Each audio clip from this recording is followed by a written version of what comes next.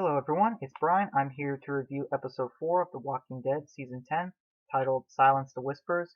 We're a quarter of the way done with the season already, and I gotta say that this was a good episode. Not as good as last week's, but it was still good. So the episode starts with this song playing, and it goes 1 2 3 1 2 3 over and over again, and it was okay, although I didn't really think it fitted with The Walking Dead, honestly. We get to see Daryl sitting down with Michonne and the Grimes kids, and eventually goes upstairs and brings Carol some food as well. And we have Lydia walking around by herself, and we even get a scene with Magna and Yumiko that I didn't really care for the scene. We then see Ezekiel is unable to sleep, and he hears something outside and sees that a giant tree has collapsed on a barn inside the walls. After the intro, we see the characters discussing if it was the whispers that caused this or not. We see Jerry and people are injured. Ezekiel doesn't know what to do. Magna steps up and devises strategies for them, on how to move the wounded. And Aaron is training people at Alexandria. And Gage and the Highwaymen survivors make fun of Lydia. Michonne, Judith, and Eugene are going to the hilltop, and Judith brings up a great point actually. If the Whisperers are trying to tire them out, like some bullies, by just tiring them out until they get the advantage. And Michonne notices that Ezekiel is by himself and follows him on top of a platform. Ezekiel is very broken, and Michonne comforts him, and he just straight up kisses her. So yeah, that happened. Lydia and Negan are talking about her predicament. Daryl shows up and tells Lydia not to talk to Negan anymore, and they notice the Silence the Whisperer sign on their doorstep on their door. Michonne and Ezekiel talk if they ever could have been in a relationship.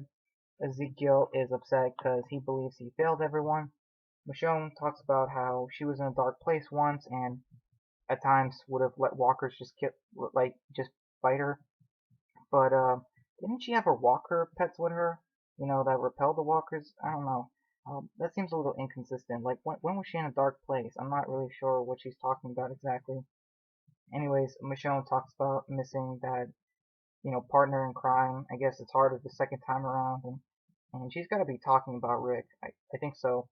Magnus' group goes outside the hilltop walls to stop the walkers from busting it down, while Lydia gets back at her bullies at lunchtime. Daryl talks to Lydia about what she did and promises to talk to her bullies for her.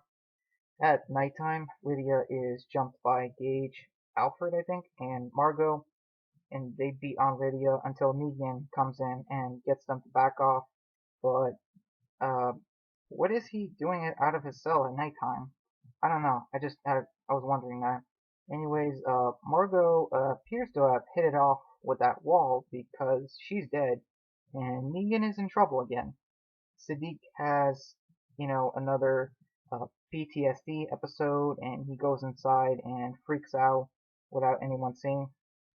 In the infirmary, Lydia is obviously upset, and she talks about how, she misses her dad, and, and her dad used to protect her, and he's not there anymore, so Daryl comforts her. Daryl then goes to Negan's cell, and Lydia already told him that Negan saved her, but even though Daryl believes Lydia, he's not going to believe that Negan has changed.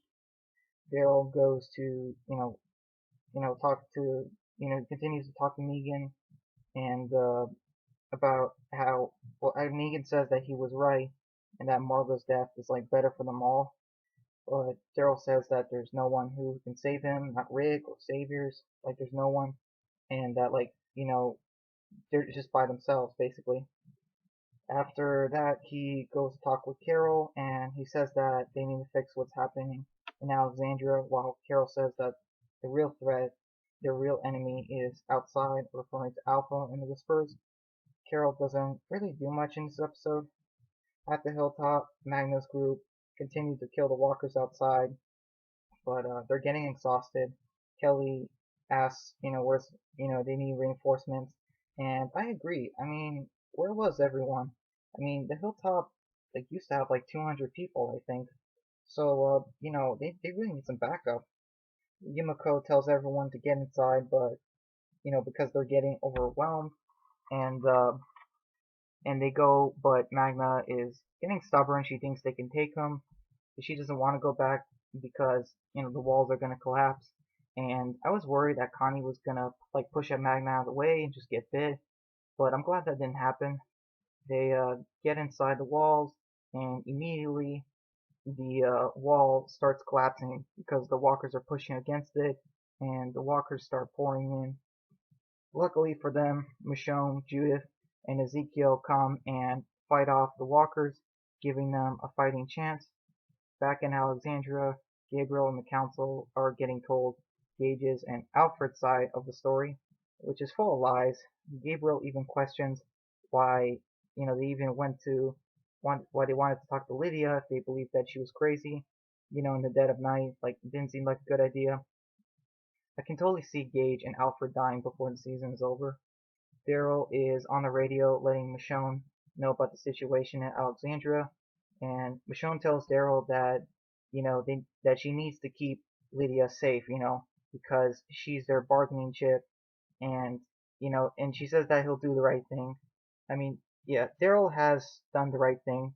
Well, except getting Glenn killed and beating an innocent man to death and shooting an innocent man in the head, crashing the truck into the sanctuary, killing innocent people, and putting Rick in danger last season with that giant hole in the ground in the herd. But yeah, anyways, uh, so yeah, Michonne basically brought up a really good point that they need to protect Lydia because that's probably why Alpha did not send the Horde to Alexandria to kill them all.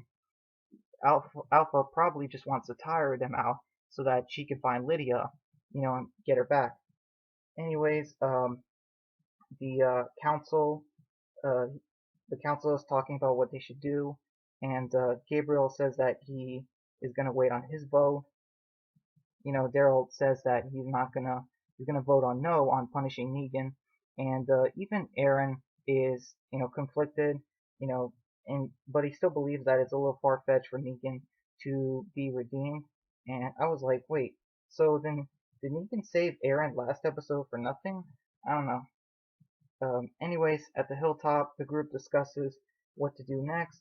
Eugene wants to stay here and fix the wall, while Luke wants to, go to Oceanside, for Jules, and Magna, unfortunately, isn't happy with Yumiko for making all of the calls recently, and, because I guess Magna believes that she's the leader, and I don't really care, about this drama between them.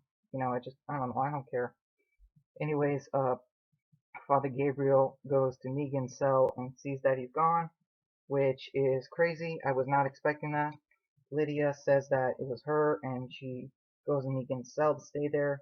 And Daryl, goes to her and wants her to get out, but she says that the people of that Alexandria are just like the Whisperers, with their lies and the mask, and Daryl just leaves her.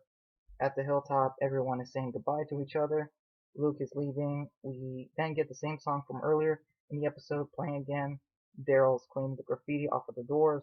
But this ending kind of confused me. I mean, shouldn't everyone be out there looking for Negan? Like, shouldn't they be on like red alert or something? I don't know. Where is everyone right now? We then see a Silence the Whisperer, like in the words, like paint on the walls and stuff. And then we hear someone going shh like that, like shushing, and the episode just ends. So this was a good episode. I'm just, a little bit tired of the group just, guessing, if it's the whispers or not. I kind of want, just some answers, like, like what are the whispers? Are they actually attacking or not? Like, and how did Negan escape? Because also I wasn't a fan of the dialogue in this episode, because like when Michonne was talking to Ezekiel, I didn't really understand what she was trying to say. And even though, like, I'm glad Negan escaped, like, if it wasn't Lydia, then, who was it? I don't know, that kind of confused me. I hope they uh, address that next episode. And, well, one thing I did like is that we finally got to see more of Magnus' group, and Lydia getting attacked, like Rick did in issue 150 of the comic books was, I noticed that reference, and that was a good transition. So anyways, also I wanted to give a shout out to Deadwalker777. His name is Nate, and he's a small Walking Dead channel like me, and he makes honest reviews, and he was also a comic reader, so he knows what's coming, and he also makes pretty good Photoshop images. He made a fan-made cover of the first Rick movie, a cover for it with Photoshop, and trust me, I mean it's really cool. It's awesome. If you guys can, you should check it out. So yeah, please show him some support if you can. It's always appreciated. For both of us, as we are small, Walking Dead channels. Hope you guys enjoy this review. Please like, share, comment if you can. I'll see you guys next week for the episode 5 review. Take care, guys. Bye.